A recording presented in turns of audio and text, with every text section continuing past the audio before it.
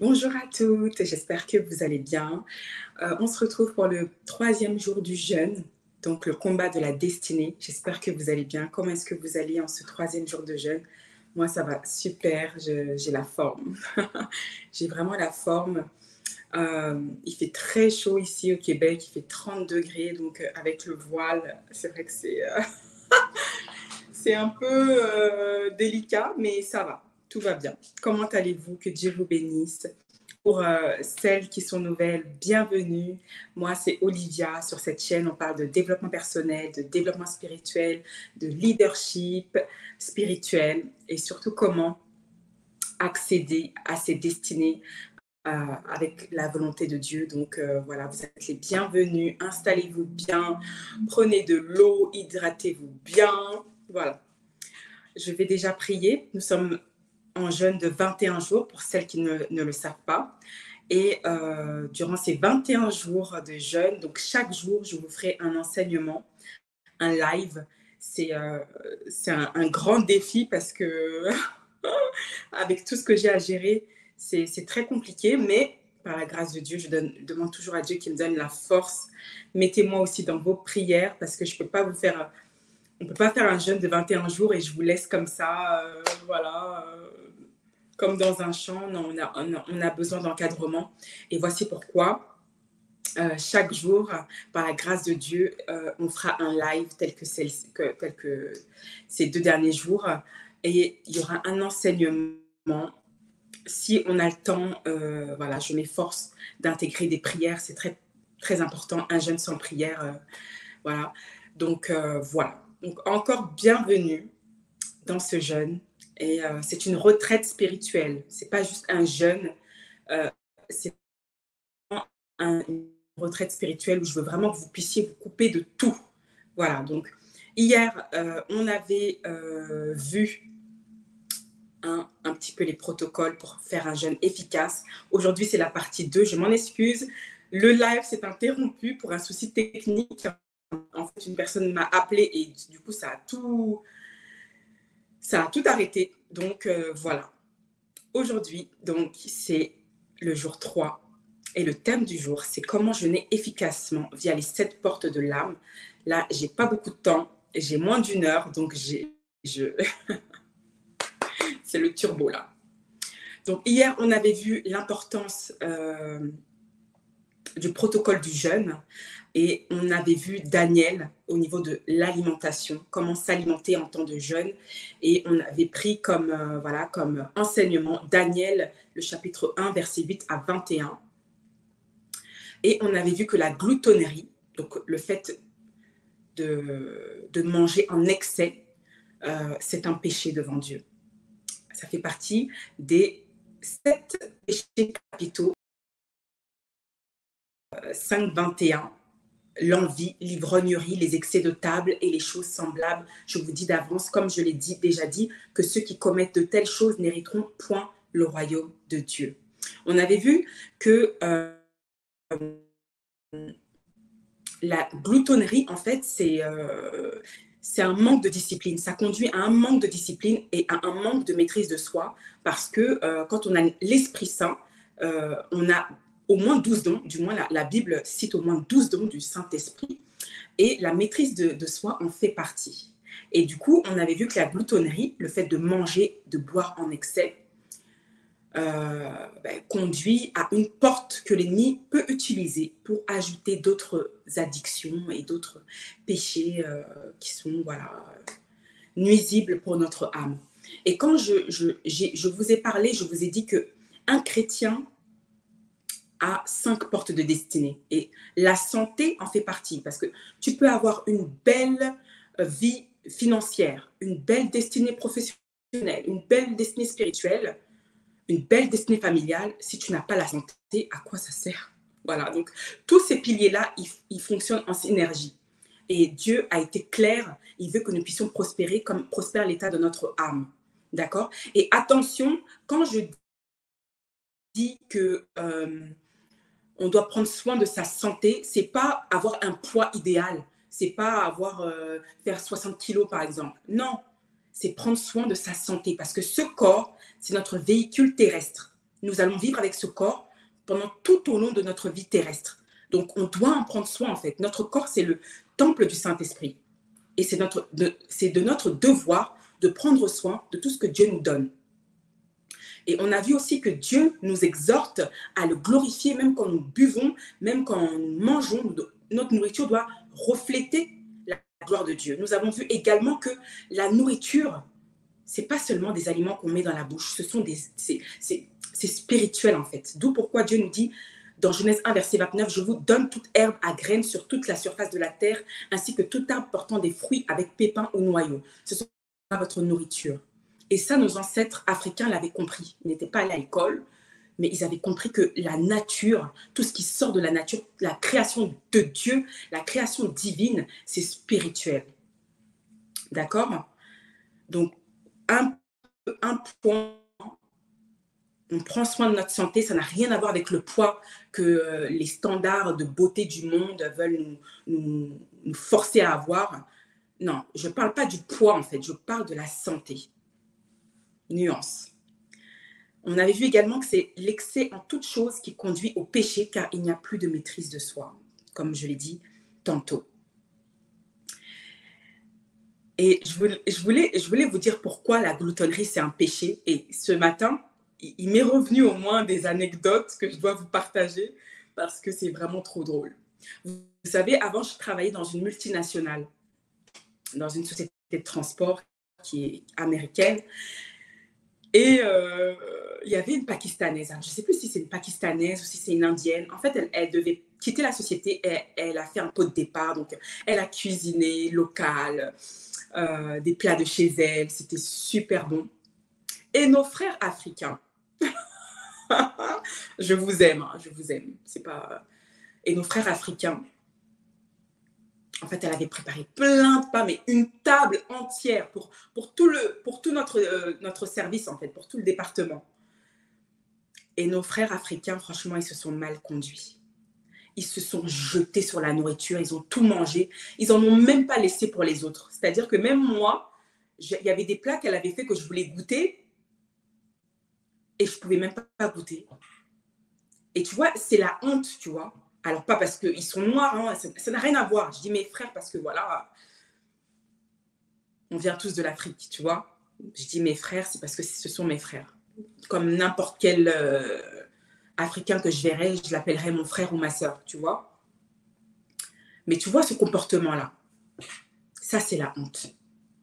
C'est ça la gloutonnerie. Dieu te dit, mange ce que, si tu es invité dans une maison, ce que l'on te donne, ça je crois que c'est dans Actes. C'est Dieu qui parlait à Pierre, ou c'est un ange qui parlait à Pierre. Mettez en commentaire s'il vous plaît, et partagez la vidéo s'il vous plaît. Hein? Partagez la vidéo. Je crois que c'est Dieu qui disait à Pierre que ce que on te donne, mange-le en fait. Ce qu'on te donne, mange. Tu vois? Il y a beaucoup d'humilité comme ça. Mais imagine, tu vas chez quelqu'un, quelqu'un t'invite dans sa maison et toi, tu viens, tu te sers dans le frigo et puis tu manges. Et puis, tu vois, c'est bizarre en fait. Et les gens vont, peut-être qu'ils ne vont pas te le dire ouvertement, mais on va t'insulter en fait. On va commencer à t'insulter. Et la nourriture, ça peut être source de beaucoup de problèmes. Comme des filles, nos sœurs, ou n'importe quelle communauté, parce qu'un homme est riche, il t'invite dans un restaurant, allez, tu vas, tu oublies même tes barrières, tu oublies même tes valeurs, tu vas parce qu'il t'offre à manger. Tu vois, ça, on peut te manquer de respect en fait à cause de la nourriture. On peut se jouer de toi à cause de la nourriture. Tu comprends? La gloutonnerie, c'est un péché. Mange ce qu'on te donne. Comme j'ai vu dans des mariages des tantines, la mariée, et voilà, et la famille achète à manger, fait à manger pour tous les invités du mariage. Et toi, tu es là, tu viens, tu prends des gamelles et tu le mets dans ton sac comme ça pour ramener chez toi. À part si l'autre te donne la permission de le faire. Tu vois, des comportements bizarres comme ça. C'est pas du tout chrétien, en fait. Voilà pourquoi je trouve que la chrétienté, ce n'est pas une religion, c'est un mode de vie. Et la Bible, cette belle parole, c'est notre guide de bonne conduite. Il y a tout dans la Bible. Il y a le leadership. Tu veux monter une entreprise, tu peux avoir des lois pour prospérer. Tu veux un bon mariage, il y a des lois pour que tu puisses prospérer. Tu veux faire grandir de bons enfants, il y a des lois pour prospérer. Tu veux du développement personnel, il y a des lois pour prospérer dans ce domaine-là. Je vais vous citer encore une autre anecdote, et ça m'est arrivé, je vous dis, on est en 2024, jusqu'à aujourd'hui, ça m'a traumatisée. Je travaillais dans une grande société de fourniture d'énergie, et c'était de l'habitude de la direction d'emmener ses employés une fois par an au restaurant, en fait. Et moi, je venais d'arriver à cette époque. Et donc, ah, c'est trop la honte. Et donc, on va au restaurant. Mais moi, moi, je suis habituée à avoir un plat, du coup, une entrée, un dessert et un plat, tu vois. Mais en fait, moi, je ne savais pas, et ça, on ne me l'avait pas dit, qu'en fait, le budget, il était alloué pour soit une entrée et un repas, ou un plat, ou soit le repas ou le dessert. Tu ne pouvais pas choisir les trois d'un coup. Mais ça, on ne me l'avait pas dit. Donc, moi, je vois tout le monde commander. Du coup, je commande. Je sais, j'ai manqué de sagesse à l'époque. Je le reconnais absolument. Et il y avait une dame de notre service. Elle me dit devant tout le monde. Devant tout le monde. Et vous savez, j'étais la seule noire. Elle me dit devant tout le monde, non mais c'est soit un plat, soit une entrée. Hein. C'est pas les deux. C'est pas les trois. Et en fait, elle a dit ça devant tout le monde. On était à table dans le restaurant, il y avait tout le monde. Il y avait tout le monde. Il y avait le directeur, il y avait la responsable, il y avait tout le monde. Et comme par hasard, il y avait un silence. Oh mon Dieu. Je vous dis, pour la nourriture, on peut vous manquer de respect. Même si vous avez des valeurs. Et je me suis sentie tellement humiliée. Et vous savez, il y a des endroits, il y a des entreprises, quand vous êtes la seule noire, quand vous êtes le seul noir, commentez, vous savez de quoi je parle. Vous aurez des micro-agressions comme ça. Les gens, ils seront gentils avec toi, ils vont te faire des sourires. Mais parfois, comme ça, là, il y a des micro-agressions. Alors que ce n'est pas elle qui sort de sa carte bleue pour payer le repas. Hein. C'est le budget qu'avait alloué la société. Donc, c'était une personne comme moi, qui travaille comme moi, dans le même service. Mais comme elle était là, ça faisait des années et des années, il y en a qui se prennent pour des aînés, quoi. Ah, je me suis sentie humiliée, vous ne savez pas. C'est pour ça que je vous dis. Moi, ce n'était pas dans le cadre de la gloutonnerie, tu vois, c'était un manque de sagesse. Mais, je vous dis, pour la nourriture, on peut vous manquer de respect. Donc ça, c'était l'anecdote que je voulais vous donner. Respectons-nous et ayons la maîtrise de soi. Contrôlez ce que nous mangeons. Je crois que c'est un sage chinois qui disait, si tu maîtrises ce qui entre dans ta bouche et ce qui sort de ta bouche, alors tu es déjà prospère. Et honnêtement, c'est vrai. Manger sainement contribue à la clairvoyance de l'esprit. Ça, c'est le deuxième protocole que j'ai reçu quand j'ai lu le livre de Daniel. Comme la gloutonnerie est un péché, Daniel savait que s'il s'adonnait à la gloutonnerie, comme le roi, hein, on te dit qu'il a supplié le chef des eunuques de ne pas lui donner les mets du roi et les breuvages du roi. Donc, il ne voulait pas boire d'alcool, il ne voulait pas boire d'alcool ni manger des mets en excès, en fait. Et on te dit tout de suite après, au bout de 10 jours, ils avaient meilleur visage et plus d'embonpoint. Ça, c'est le verset 15, chapitre 1 du livre de Daniel. Que tous les jeunes gens qui mangeaient les mets du roi, l'intendant emporter les mets et leur donner des légumes. On te dit tout de suite après, Dieu accorda à ces quatre jeunes gens de la science, de l'intelligence et de la sagesse. Et Daniel expliquait toutes les visions et tous les songes. Je ne dis pas que le fait de manger équilibré, c'est ça qui va... je dis, manger sainement contribue à la clairvoyance de l'esprit. C'est quoi la clairvoyance? La clairvoyance, c'est le fait de ressentir les énergies dans ton environnement. C'est de fait, tu sens qu'il y a quelque chose qui va se passer. Tu prédis le futur. C'est ça la clairvoyance. Tu lis dans les esprits, tu lis même dans les pensées des gens. Jésus avait la clairvoyance de l'esprit. On te dit qu'à un moment donné dans la Bible, je ne me souviens plus du verset. Ah oui, c'était au moment où les pharisiens disaient, mais pour qui il se prend? Comment il peut dire que c'est le Fils de Dieu?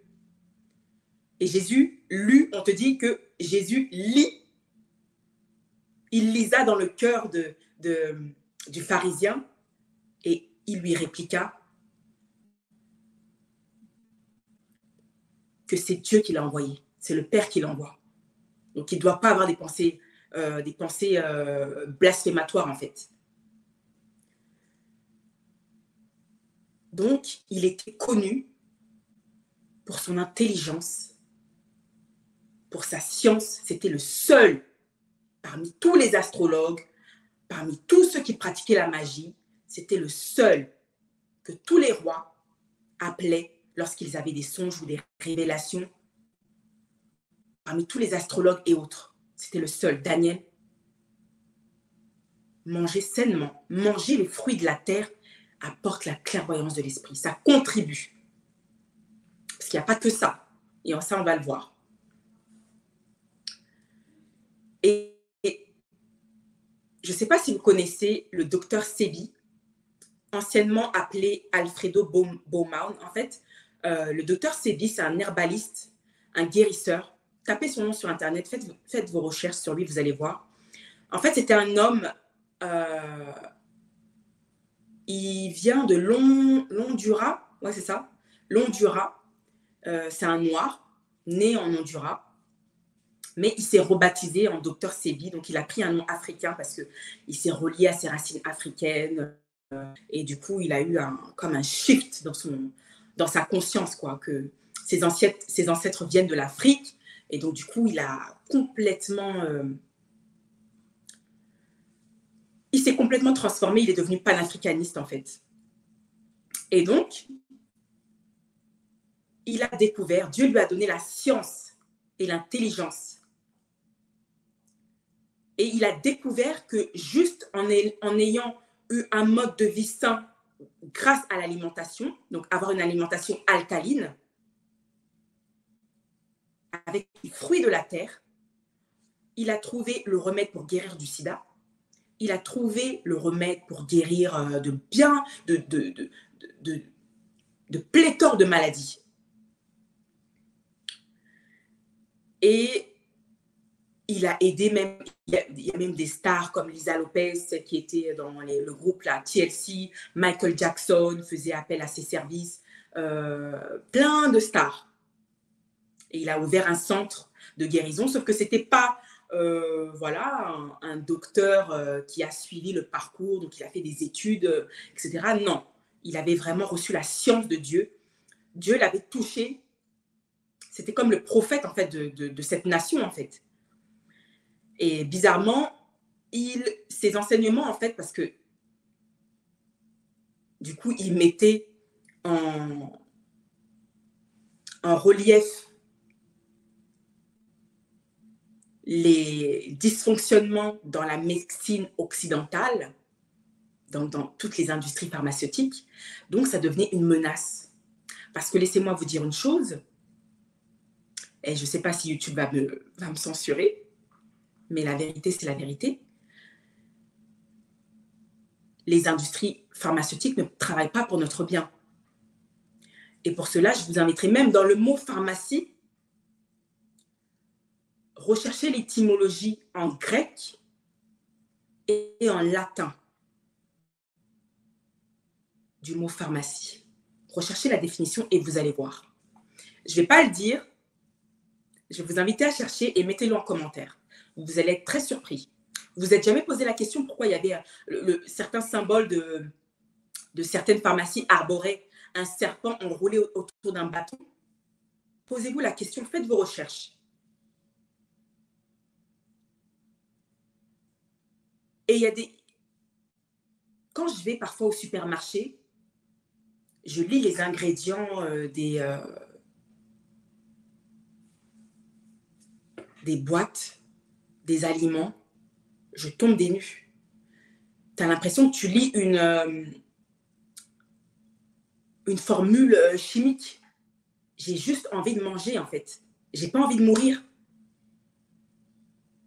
Depuis les années 70, quand il y a eu l'industrialisation dans le secteur de l'agroalimentaire, le but, ça a été de produire en masse. Et qui dit produire en masse, parfois conduit à la surconsommation. Il y a un plan caché. Il y a ce qu'on appelle le nouvel ordre mondial. Faites vos recherches, je ne vais pas en dire plus. C'est comme si on ne nous nourrit pas pour être en bonne santé, on nous nourrit pour nous exterminer de la terre. J'ai regardé une vidéo en Chine, je crois, un Chinois qui a créé une salade uniquement à partir d'ingrédients chimiques. Je ne suis pas contre la science, ce n'est pas ce que je suis en train de dire.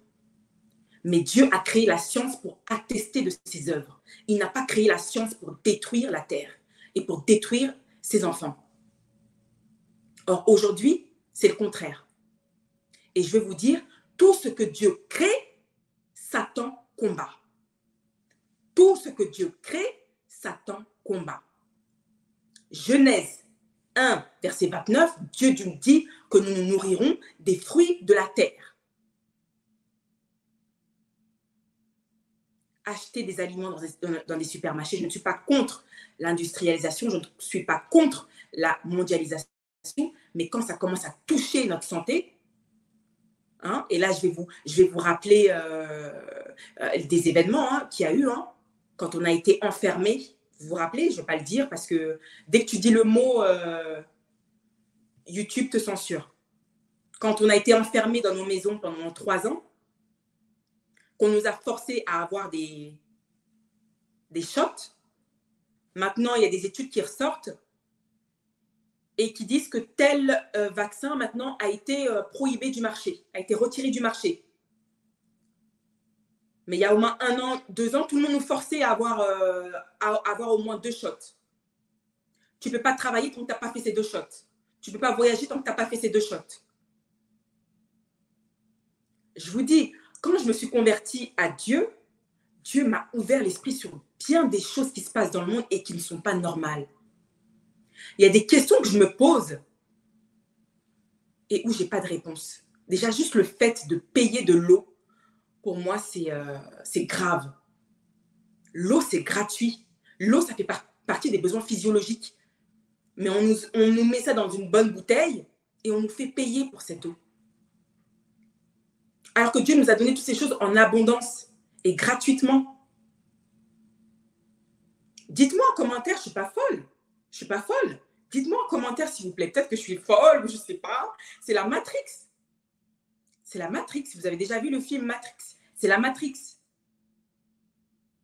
Dieu nous a donné toutes ces choses, toute cette beauté de la nature, gratuitement.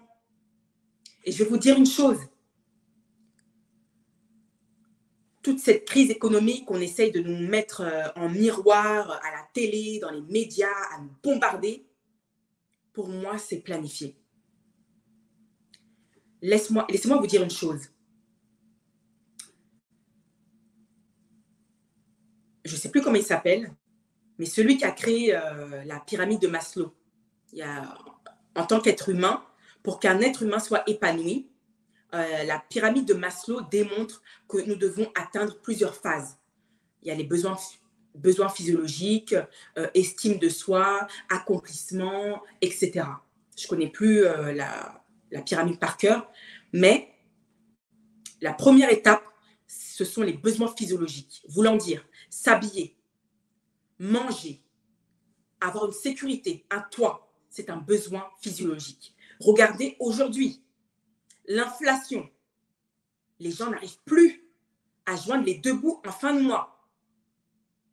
Et l'inflation augmente, mais le niveau de vie des ménages baisse. Le pouvoir d'achat des ménages baisse. Il n'y a que 10% d'une lignée de personnes qui contrôlent la Terre. Je ne vais pas en dire plus.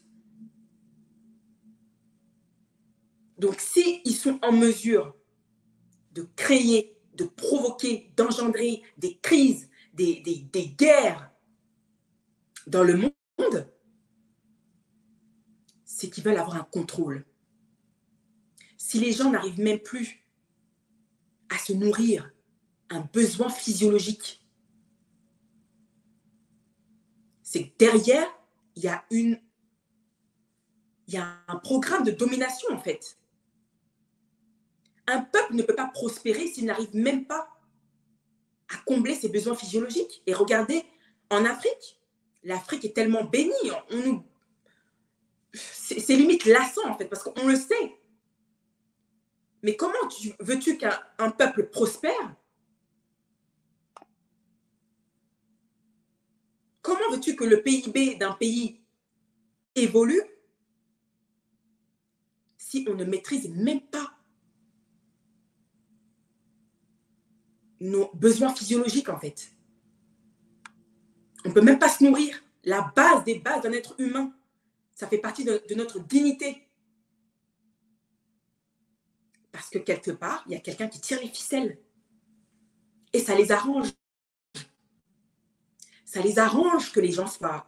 Si vous regardez ici le taux de diabète, ici en Amérique en général, que ce soit Canada ou les États-Unis, c'est alarmant. C'est alarmant. Mais ça les arrange. Parce qu'un client malade, c'est un bon client pour l'industrie pharmaceutique. Et justement, le docteur Sebi combattait ça. Il avait reçu la science de Dieu. Il était croyant, hein, qu'avec telle alimentation, tu peux guérir de toute maladie. Faire attention à la science divine et à la science occulte.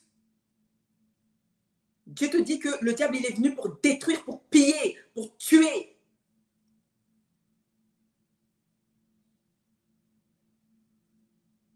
Donc, comme de par hasard, on lui a fait un set-up à ce docteur Sebi et il est décédé. Parce qu'il menaçait toute une industrie. Les établissements médicaux, les industries. On lui a inventé bien nombre d'accusations. Le gouvernement américain l'a harcelé de fausses accusations juste pour le faire taire. Et aujourd'hui, on nous crée des maladies biologiques. Parce que qu'est-ce qu'il disait, le roi Léopold II, là? Celui qui a administré plus de 10 millions, la mort de plus de 10 millions de Congolais. C'est un génocide que je crois que le monde n'a jamais connu. Il disait dans son discours, et je l'ai lu, c'est alarmant. Il disait que si tu peux contrôler l'esprit, alors là il parlait des Africains, mais ça équivaut pour toutes les nations, si tu peux contrôler leur système de croyance, alors c'est bon, tu peux les dominer. Tu n'as plus besoin de les enchaîner avec des chaînes, tu les contrôles mentalement.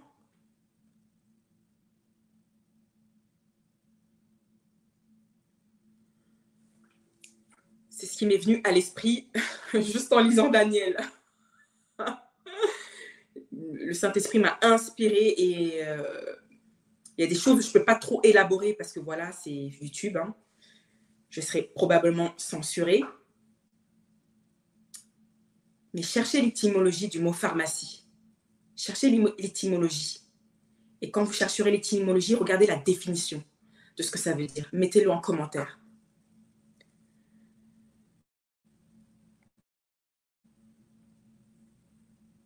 On combat la création de Dieu.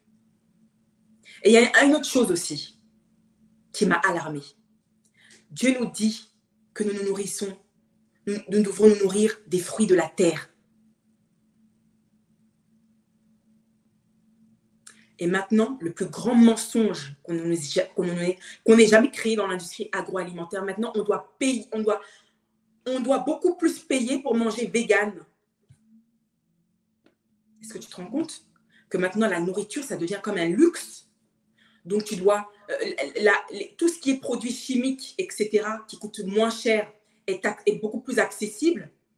Mais si tu veux mieux manger, tu veux manger vegan, tu veux manger un ingrédient qui est tiré de sa source naturelle, tu dois payer plus pour ça. Pour moi, c'est une infamie. C'est une infamie pour moi. Alors, je ne sais pas si je suis toute seule, mais des fois, quand je parle autour de moi, les gens ils me prennent pour une folle. Dites-moi si je suis folle, s'il vous plaît. Est-ce que c'est normal? Pourquoi est-ce qu'on ne crée pas pourquoi est-ce qu'on n'emballe pas des... Ça ne me dérange pas, moi, la mondialisation. Ça ne me dérange pas, l'évolution.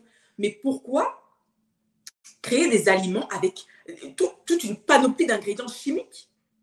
Tu prends un ingrédient comme les céréales, tu vois 27% de sucre. Moi, c'est des choses qui m'alarment. Je vous dis, quand je vais faire mes courses, je mets au moins 1 heure. Parce que chaque ingrédient que je prends, je regarde les étiquettes, le taux de sucre qu'il y a. Alors qu'il y a pléthore d'études sur le sucre raffiné qui démontrent le danger sur le long terme du sucre sur notre corps. Et après, on te met un packaging et on te dit que oui, ce sont des céréales pleines de fibres, pleines de santé, etc. Ah ouais, pleines de santé, 27% de sucre pour 100 grammes. Ça n'a aucun sens. Dites-moi en commentaire si je suis folle. Parce que j'ai l'impression que quand je parle, je suis une extraterrestre. J'ai l'impression d'être comme dans la Matrix. Je suis la seule à avoir les yeux ouverts et tout le monde comme ça, à suivre. Tout le monde me dit c'est comme ça. Non, c'est pas comme ça. Ça devrait pas être comme ça. Et bon nombre de personnes se sont rendues compte de cette infamie. Et donc, j'ai vu aux États-Unis des personnes qui voulaient avoir leur propre jardin où ils vont cultiver leurs propres légumes pour ne plus se laisser manipuler. Déjà, pour le prix que ça coûte d'aller faire ses courses et le salaire qui ne va pas avec. Donc, les gens veulent cultiver. Et il y a des lois aux États-Unis, dans certains États d'Amérique, où c'est formellement interdit de cultiver ses propres légumes. Et après, on va nous dire que c'est l'un des pays les plus libres en termes de droits, de liberté individuelle. Non. Sur ta propre maison que tu as achetée, tu n'as pas le droit de cultiver des fruits et des légumes. Il y a carrément des lois qui ont été établies aux États-Unis, selon certains États. Et même en France, il y a des lois qui stipulent que tu es interdit d'acheter certaines graines pour les cultiver. Pour faire pousser tes propres légumes, tes propres tomates, etc. Elle est où la liberté individuelle? Et vous voyez que c'est un plan. Tout ça cache un plan. Regardez les projets du nouvel ordre mondial. Regardez les projets, tapez nouvel ordre mondial sur Internet et regardez quels sont les plans du diable. Aujourd'hui, tu ne peux même plus dire diable parce que quand tu dis ça, les gens ils disent « Oui, mais toi, tu es tout en diable, diable, diable, diable, diable. » Mais tu ne peux pas être chrétien, en fait. Ce n'est pas qu'on regarde que ça, mais tu dois être conscient de ces choses, en fait. Ce n'est pas qu'on vit dans la peur, etc. On est parano. Tu dois être conscient de ces choses. Tu dois être conscient de ces choses. Tu ne peux pas être un chrétien et tes volages. Non, tu dois être conscient de ce qui se passe dans le monde.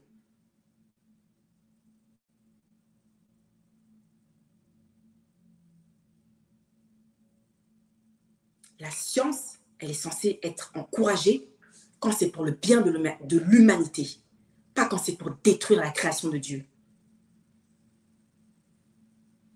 Donc, dans le cadre de ce jeûne, je vais vous inviter, et même hors du cadre de ce jeûne, faites attention à votre santé, je vous en supplie. J'ai mis des années à arriver là où je suis. J'ai baissé mon taux de sucre au maximum. Il y a des choses où tu ne peux pas éviter le sucre. Mais je vous parle, voilà, les sucres naturels, comme par exemple ceux qui sont présents dans les fruits. Ça, il n'y a pas de souci. Mais n'importe quel aliment que tu achètes, où tu vois un code barre dessus, regarde les ingrédients. C'est pour ta santé. Il en va de ta santé, ma sœur. Donc, dans le cadre de ce jeûne, bannissez le sucre. Bien évidemment, faites appel à un professionnel de la santé. Je ne suis pas professionnelle de la santé. Je ne suis pas nutritionniste. Je ne fais pas partie du corps médical. Mais je fais mes propres recherches à mon niveau. Et moi, là, cette année, j'ai reçu le message. Chaque année, on a un protocole. Dieu, il a des volontés pour nos vies, chaque année. Et cette année, j'ai reçu comme message la délivrance, le service, le sacrifice et prendre soin de ma santé. Il y a d'autres choses que j'ai eues comme message, mais ça, c'est de l'ordre privé. Mais je veux que vous puissiez investir en vous.